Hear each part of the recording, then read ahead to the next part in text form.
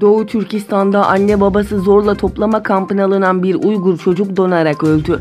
Anne ve babası Çin Nazi kampında olduğu için kimsesiz kalmış ve soğukta donarak ölmüş bir Uygur çocuğun cesedi dere kenarında bulundu. Sosyal medyada paylaşılan bu görüntünün Doğu Türkistan'ın Hotaneli Lop ilçesine ait olduğu tespit edildi. Doğu Türkistanlı Müslüman ve Türk çocukların anne babaları uyduruk suçlamalar ile Çin'in Doğu Türkistan'da tesis ettiği toplama kamplarına alındı ve birçok aileyi perişan eden Çin hükümeti sayısız çocuğu öksüz ve yetim bıraktı. Geçen Aralık ayında Hotaneli Karakaş ilçesine bağlı Zava köyünden Rahmetullah Şirbaki isimli minik çocuğun cansız donmuş bedeni bölgedeki dereden bulunmuştu.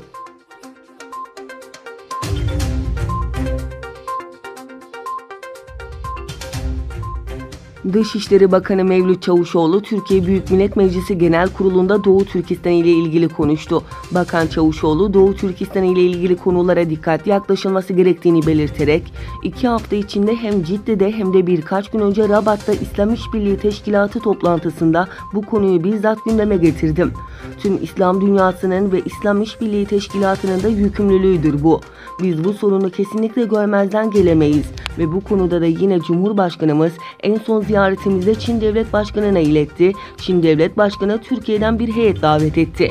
Ama biz bu heyet kimlerle görüşecek, nereye gidecek gibi resmi programları değil, tam durumu tespit etmek için nerelere gitmesi gerektiğini, hangi toplantıları yapması gerektiğini net bir şekilde belirledikten sonra heyetimizi göndereceğiz.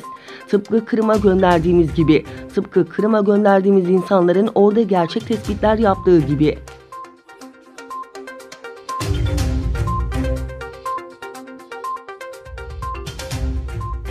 ESAM'ın düzenlediği 28. Uluslararası Müslüman Topluluklar Birliği Kongresi'nde İslam coğrafyasının durumu masaya yatırıldı.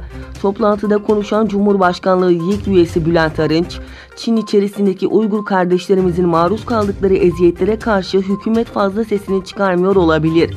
Ama biz çıkarabiliyoruz.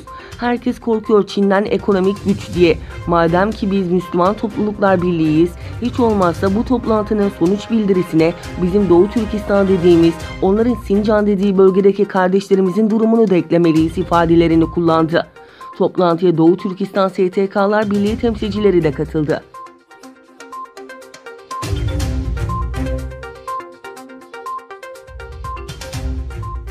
Arsenal'in Türk asıllı Alman oyuncusu Mesut Özil'in Uygur Türklerine destek verdiği paylaşıma Çin Dışişleri Bakanlığı'ndan ilginç bir yanıt geldi.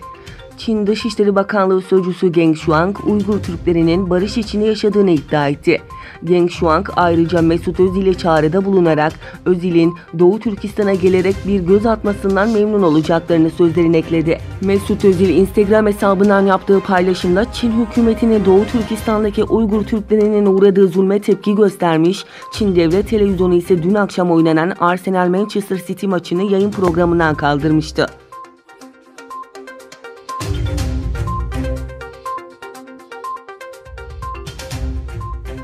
Doğu Türkistan Kültür ve İnformasyon Merkezi'nin başkanı Abdülcelil Karakaş, Çin zulmüne karşı sessiz kalan bazı Türk STK'lara serzenişte bulundu. Milli Görüş Düsseldorf Bölge Başkanı Bayram Kılıç, Doğu Türkistan Kültür ve İnformasyon Merkezi'ni ziyaret etti. Ziyarette konuşan Kılıç, Doğu Türkistan'da Uygurlara yapılan baskı ve zulme dikkat çekerek eskiden olduğu gibi bugün de yanınızda olmaya devam ediyoruz dedi. Abdülcelil Karakaş, İslam dünyasının Doğu Türkistan'da yaşananları görmezden geldiğini belirterek, biz sizin soydaş ve din kardeşiniz değil miyiz ifadelerini kullandı.